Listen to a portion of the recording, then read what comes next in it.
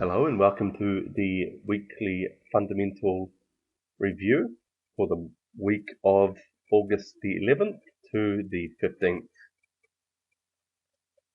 This weekly review is brought to you by IG Kiwi, www.igkiwi.com.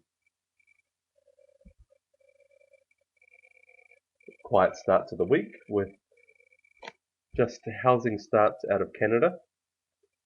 Housing starts is quite good data for Canada because traders will be looking for hints in the housing start data for any clues as to when interest rates may go up in the future.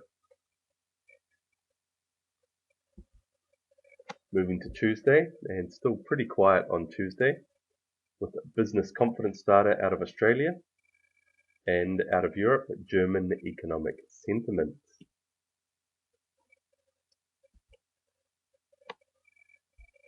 On Wednesday,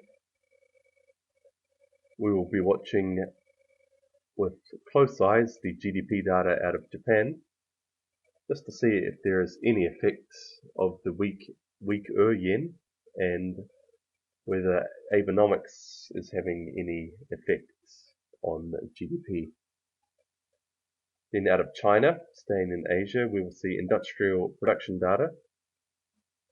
This may affect the commodity currencies such as the New Zealand dollar and the Australian dollar, and to a lesser degree, because of its relationship with the US dollar, the Canadian dollar.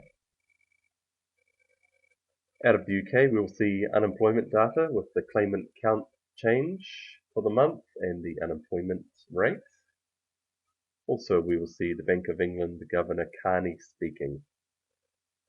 And then out of the USA, we will see retail sales data, both core and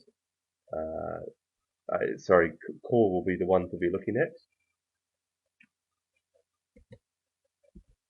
Moving through to Thursday, out of New Zealand, retail sales data for the previous quarter. Out of Europe, German GDP data.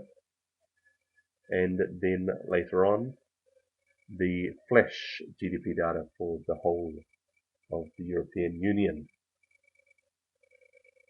The German GDP data tends to have a bit more impact as the German economy is so big and plays such a vital role within the EU, and generally how the German economy is going can reflect how Europe is going. It's worth noting in Europe that there is an Italian and French bank holiday on Friday, which may reduce liquidity. Then in the American session, to finish off the week, PPI data out of USA and consumer sentiment data. World fundamentals, it'll be interesting to watch the ongoing conflicts in the Middle East, in particular what's happening in Israel and the fact that the USA has started an offensive, taking offensive action in Iraq. This may affect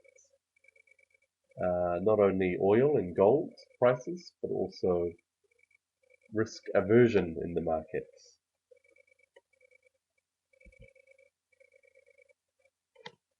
That is all for the week. This review was brought to you by IG Kiwi, connecting the world's financial markets.